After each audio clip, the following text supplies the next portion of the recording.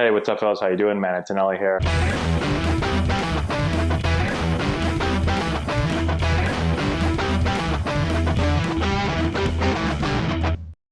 Okay, so today we're talking about one thing that I see a lot of youth hitters do that really hurts their batting average.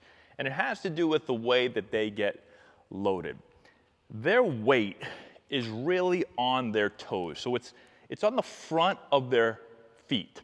And what this does, when I get really on my toes, I start to get into the front of my leg, into my quads, I will typically get really jumpy. So instead of being able to control our weight, if you watch our videos, we talk a lot about being able to control my weight as I move forward.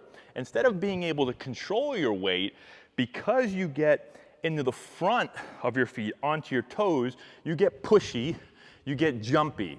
And when you get jumpy and you don't control your weight and you start to shift into your front leg too early, well, you're not able to wait for the ball. So you've got to be able to control your body weight. You have to be able to move out in a controlled manner so that you can wait longer for the pitch if you need to. That's how you become more adjustable. So let's talk about what you need to think about if you're one of those hitters. First thing, look at your swing. Think about your swing. Grab a bat right now if you can.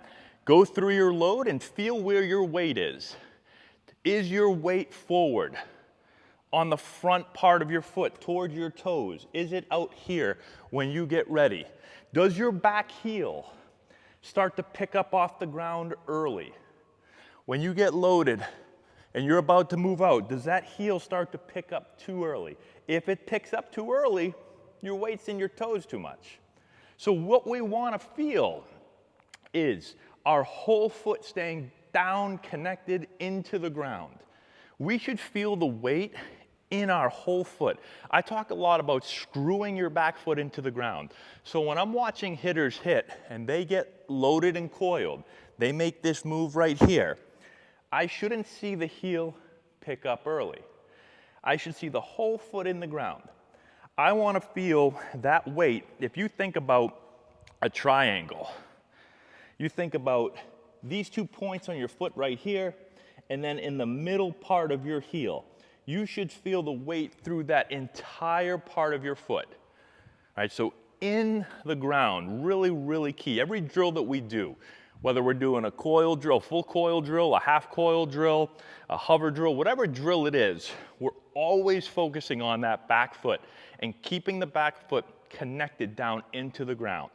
So as I make this move, and now I start to feel, instead of getting on my toes, I feel my entire foot connected into the ground.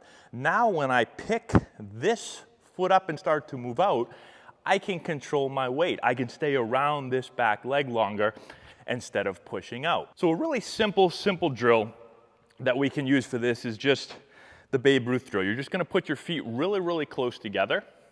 You're gonna feel yourself start to make that coil move. Feel your foot again, completely in the ground.